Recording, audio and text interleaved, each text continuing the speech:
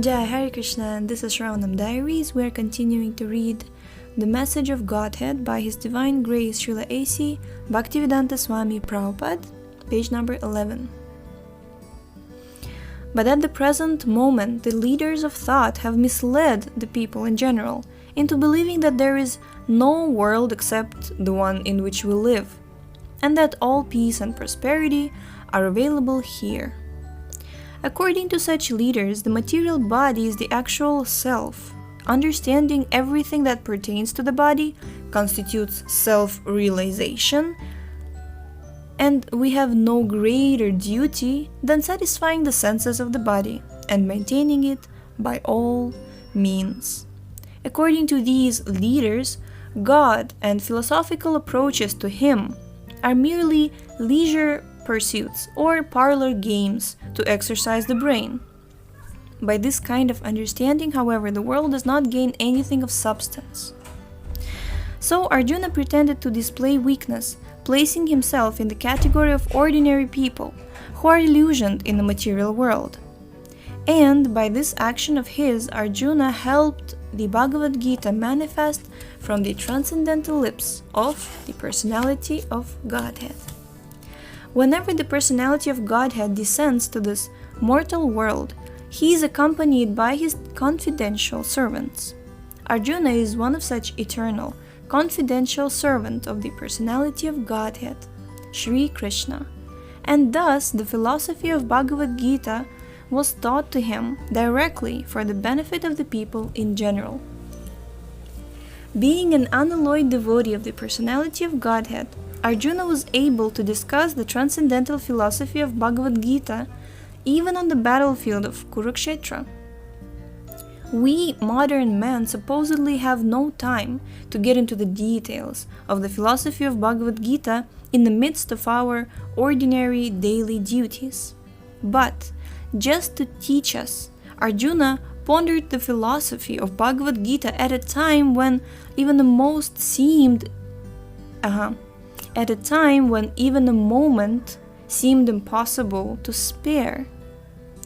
All this he did for the sake of people like us, and he fought the battle with full vigor once he had understood the philosophy of Bhagavad Gita. Affinity for family relationships, which apparently overwhelmed Arjuna in the manner of a typical modern man, is the sign of a lack of transcendental knowledge. But attaining transcendental knowledge does not necessarily mean renouncing the duties of our ordinary life. After Arjuna had understood the philosophy of Bhagavad Gita, the personality of Godhead Sri Krishna never advised him to give up his seemingly ordinary duties. On the contrary, Arjuna fought the battle with even greater vigor after he had obtained the transcendental knowledge imparted by Sri Krishna. The real spirit we attain through transcendental knowledge is self-surrender and the determination to render transcendental service unto the personality of Godhead.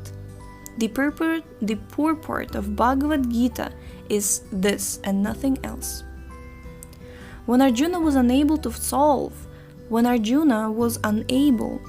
the problem posed to him by the impending battle of Kurukshetra, with all submissiveness, he surrendered himself to Sri Krishna as his disciple, and in order to hear his problem's solution. At the outset, the personality of Godhead talked with Arjuna just as a friend talks with a friend. But such friendly discussions generally end in fruitless debate. Thus Arjuna surrendered himself as the disciple of Sri Krishna, for a disciple cannot disobey the orders of his spiritual master. That is the relationship between a disciple and his master. Sri Krishna, the personality of Godhead, imparted to Arjuna the vitally important teachings of Bhagavad Gita only when he saw that Arjuna had surrendered to him without any vanity regarding his own erudition and without any reservation. Like Arjuna before he surrendered, We commonly try to solve our problems by our own devices, culled from our mundane experience.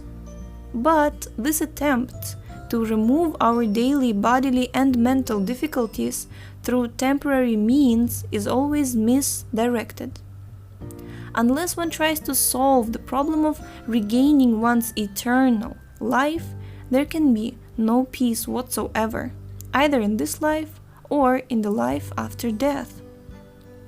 That is the supreme teaching of Bhagavad Gita. Our supreme need is to understand the subject matter dealing with activities that are transcendental to the hankerings of the material body and mind. Unless we reach this transcendental plane of activities, we cannot achieve real peace. This spiritual transcendental plane is the plane of eternal life, without which the material body and mind would have no existence. However, at present we do not possess any information of this eternal life, although we are very proud of our material knowledge. We are more or less absorbed in the material external designations that now cover the eternally living soul. And because we have absorbed ourselves in these external designations, we encounter so much suffering and struggle. When we are free from such designations, when our real nature is uncovered, then and only then will we attain our dream of real happiness and peace. Our present attempts to remove the difficulties of the material world through the pretensions of erudite scientists, great statesmen, and so-called Mahatmas do not reach the spiritual transcendental plane, but simply clothe the soul with various colorful dresses of bodily and mental designations. In Bhagavad Gita, Krishna declares that these attempts must always be frustrated. Wow, Jai. So next time we go through some psychological mentorship without addressing real spiritual transcendental plane, without getting to the source of our spirit and our relationship with God, we can see that just changing various colorful dresses of bodily and mental designations does not solve the problems. Wow, this is very nicely said. Jai. Shri Krishna rebuked Arjuna, so to say, when Arjuna surrendered unto him as a disciple. Lord Krishna said, Arjuna, I see that you are talking like a learned man, but in truth, you have very little knowledge, since you are lamenting over something about which no truly learned man would lament. Unquote. A learned man never laments over something that appears and disappears as a matter of course.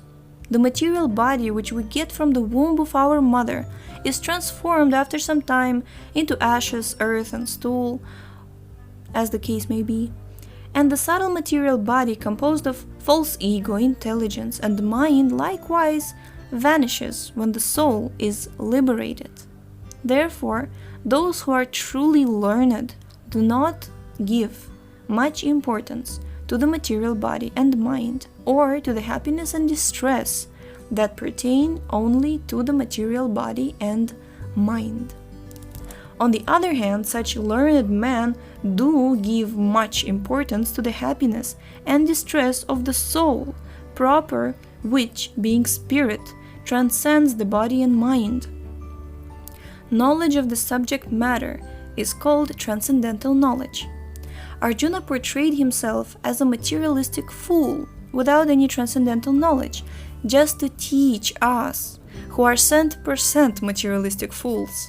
For his part, the personality of Godhead imparted the transcendental knowledge of Bhagavad Gita, because he found Arjuna the most deserving person to hear it.